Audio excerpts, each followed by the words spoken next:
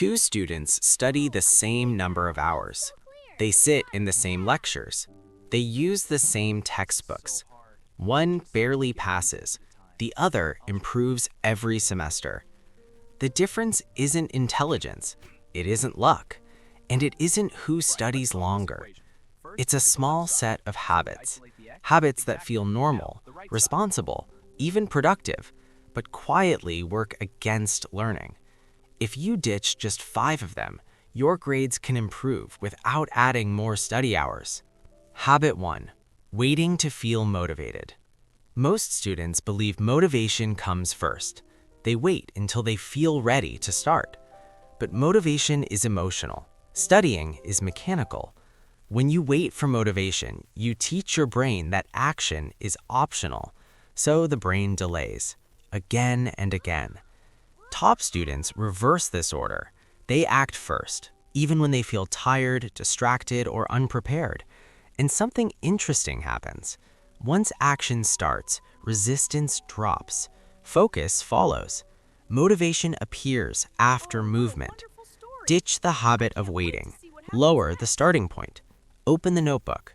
Write 1 line. Read 1 paragraph. Small actions bypass resistance. Momentum does the rest. Habit 2. Rereading instead of recalling. Rereading notes feels safe. You recognize the information. Nothing feels hard. But recognition is not memory. The brain builds strong memory during effortful recall, when you try to pull information out without looking. Even failed recall helps. It primes the brain to store the correct answer more deeply afterward. That's why students who reread a lot often freeze in exams. They recognize answers, but can't produce them. Ditch rereading as your main method. Close the book. Write what you remember. List what you can't answer. Guess, then check. That uncomfortable feeling is not confusion. It's learning taking place. Habit 3. Studying until exhaustion. Most students stop studying when they are completely drained. Top students stop earlier. Why? Because the brain doesn't just store information, it stores emotional endings. If studying always ends in exhaustion, the brain links learning with threat. Starting becomes harder next time. But if studying ends neutrally or even slightly positively, resistance drops. Your brain predicts future effort based on how the last session ended, not how long it lasted. Ditch marathon sessions. Protect the ending. Leave a little energy unused, on purpose. Short sessions compound. Long sessions collapse. Habit 4. Skipping low-energy days. Many students think bad study days don't count, so they skip them.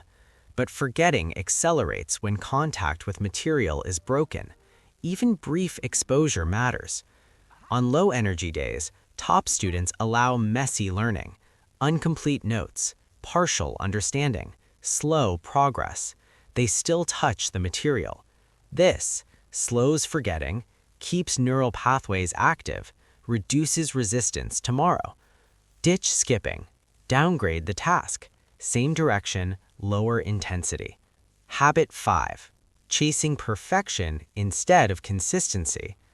Perfect notes, perfect understanding, perfect schedules. All distractions. Learning is cumulative, not aesthetic.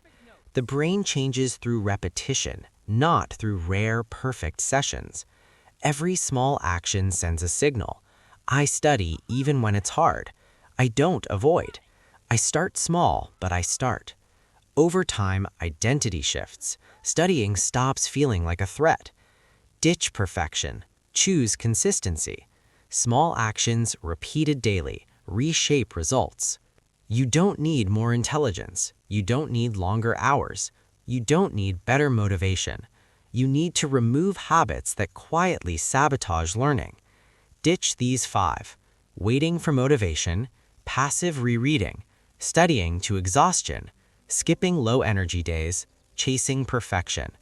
Replace them with small, repeatable systems. Grades don't improve loudly.